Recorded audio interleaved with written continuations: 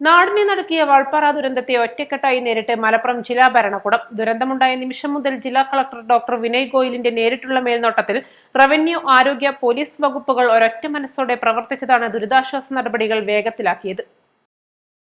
ഇന്നലെ വൈകുന്നേരം അപകട വാർത്ത പുറത്തുവന്ന ഉടൻ തന്നെ മലപ്പുറം ജില്ലാ ഭരണകൂടം സജീവമായി.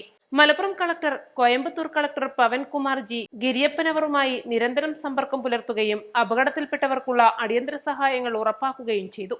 രണ്ടു ജില്ലകളിലെയും ഭരണകൂടങ്ങൾ തമ്മിലുള്ള മികച്ച ഏകോപനം ഇൻക്വസ്റ്റ്, പോസ്റ്റ്മോർട്ടം നടപടികൾ വേഗത്തിൽ പൂർത്തിയാക്കാൻ സഹായിച്ചു. ഇന്ന് പുലർച്ചെ 6 തന്നെ മൃതദേഹങ്ങൾ ബന്ധുക്കൾക്ക് വിട്ടു നൽകാനായി. ഇന്ന് രാവിലെ 9 ഔദ്യോഗിക സംവിധാനങ്ങളുടെ അകമ്പടിയോടെ അമ്പലപ്പറമ്പ് ഹയർ സെക്കൻഡറി സ്കൂളിലെത്തിച്ച 9 മൃതദേഹങ്ങൾ ഏറ്റുവാങ്ങാൻ പൊതുവിദ്യാഭ്യാസ മന്ത്രി, ജനപ്രതിനിധികൾ, MLA മാർ, ജില്ലാ കളക്ടർ, ജില്ലാ പോലീസ് മേധാവി, പെരിന്തൽമണ്ണ സബ് കളക്ടർ, ദുരന്ത നിവാരണ വിഭാഗം ഡെപ്യൂട്ടി കളക്ടർ, ഉന്നത ഉദ്യോഗസ്ഥർ തുടങ്ങിയവർ എത്തിയിരുന്നു. ദുരന്തമുണ്ടായ ഉടൻ മലപ്പുറത്ത് നിന്ന് പെരിന്തൽമണ്ണ സബ് കളക്ടർ സാക്ഷി മോഹന്റെ നേതൃത്വത്തിൽ tahsildar, junior administrative medical officer doctor J മാത്യുവിന്റെ നേതൃത്വത്തിലുള്ള മെഡിക്കൽ സംഘം, പോലീസ് എന്നിവർ പൊള്ളാച്ചിയിലെത്തി. പാലക്കാട് നിന്ന് ADM, റവന്യൂ ഉദ്യോഗസ്ഥർ, പോലീസ്, മെഡിക്കൽ ടീം എന്നിവരടങ്ങുന്ന സംഘവും ദൌത്യത്തിൽ പങ്കുചേർന്നു.